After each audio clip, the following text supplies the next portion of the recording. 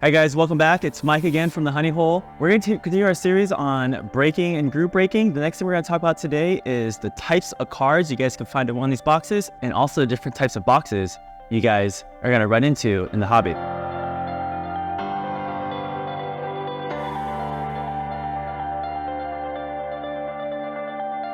So first thing, what happens when you open a pack? You're going to get a couple types of cards. The first card is going to be a base card. Base cards can be veterans or rookie cards. They typically have a plain border and are very common. The veteran base cards are going to look very normal, very common cards. You're going to see a lot of them in every pack, probably 4 or 5 at every pack they open or even more. Rookie cards, they're going to be designated with an RC.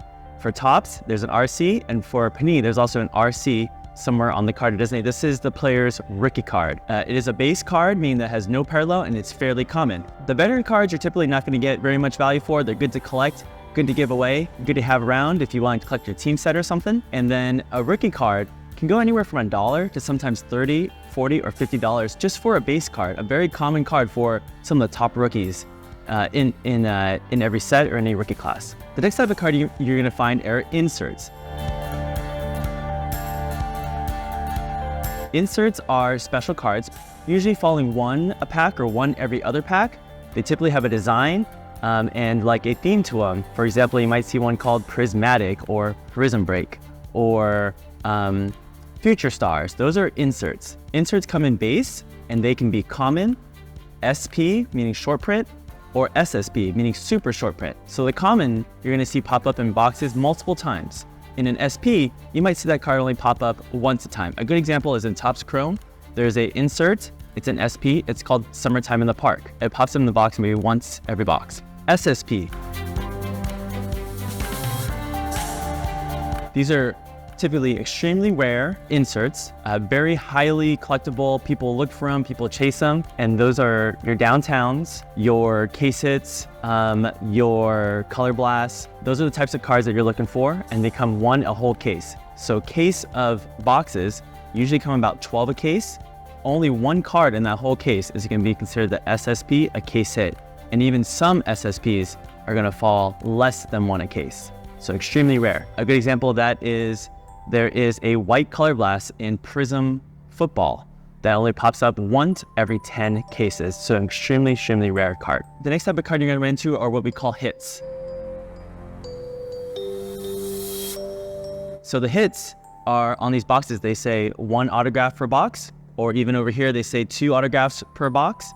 Those are your hits. Hits can be memorabilia, they can be autographs, they can be patch autos, they could be special cards of any type. They could be cut autos, but those are what we call hits. Hits are typically highly sought after, especially what we call the rookie patch autos, which are highly sought after in the hobby, especially in sets like National Treasures, Flawless, and some of the more higher end sets. On top of your base and your inserts and your hits and your memorabilia and autographs, those also come in parallels, so they can be numbered. So for example, your inserts, they can be base, they can be silver, or they can be numbered to 99, numbered to out of 10, or even 1 of 1. So on top of all the types of inserts, base cards, inserts, and even hits that you can get, they can be numbered. The lower numbered, the more rare the card is. So let's talk about the different types of boxes you can get. This is an example here, Prism Basketball. A lot of different types of configurations for basketball, and they're all different. It's important that you understand the difference between each type of product. So this is a hobby box here. This is a hybrid box here. These are retail. This is a blaster box. This is a retail mega box, and this is a international box here, international exclusive box.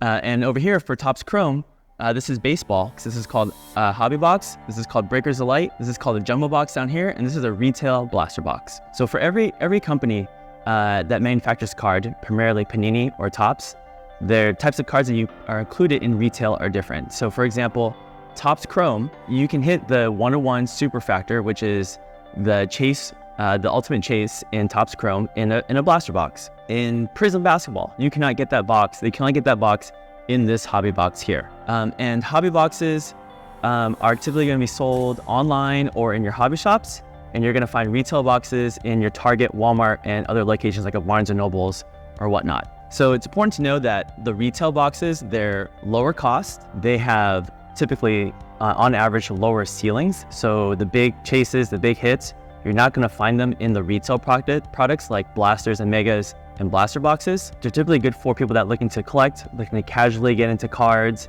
looking to not spend a lot of money and get some cards. Your hobby boxes, typically sold in group breaks or also in your hobby shops, and in your specialty kind of card specialty type shops. They're gonna have the big hits in them. They're gonna have more numbered cards. They're gonna have more autographs, but they do come at a higher cost, but the ceiling is higher. The rarity of the card you can pull from these hobby boxes are gonna be different from the rarity you can pull from the retail boxes. Some retail boxes actually have chases in them, so 1-to-1s, golds, number to 10s, but for example, Prism Basketball does not have those. But for Select Basketball, you can get those in the retail boxes. So it's important to understand what products are being opened. I like to look at the checklist on the back here. They're all different. They can tell you what kind of chases there are. And I like to also look at an online checklist to help me understand what I'm looking for and the cards I'm chasing. Typically, if you're joining a group break, you want to be going after the hobby boxes because those have the bigger chases. Your ceiling and your hit rate are going to be higher when joining a group break. Retail boxes, I like to open casually for fun. If I find it at a Walmart or a Target or in a hobby shop, I like to open a box. These could be only 30, 40 bucks a box. They could be a lot more fun and more casual. So those are different types of boxes that you can get. Those are different type of cards. If you have any questions, please drop a comment. Please like the video and let me know what you think about this video and any questions you have or anything you have to add that I didn't mention that other people might find helpful. Don't forget to like and subscribe our video here, and hope to see you in the next video in this series.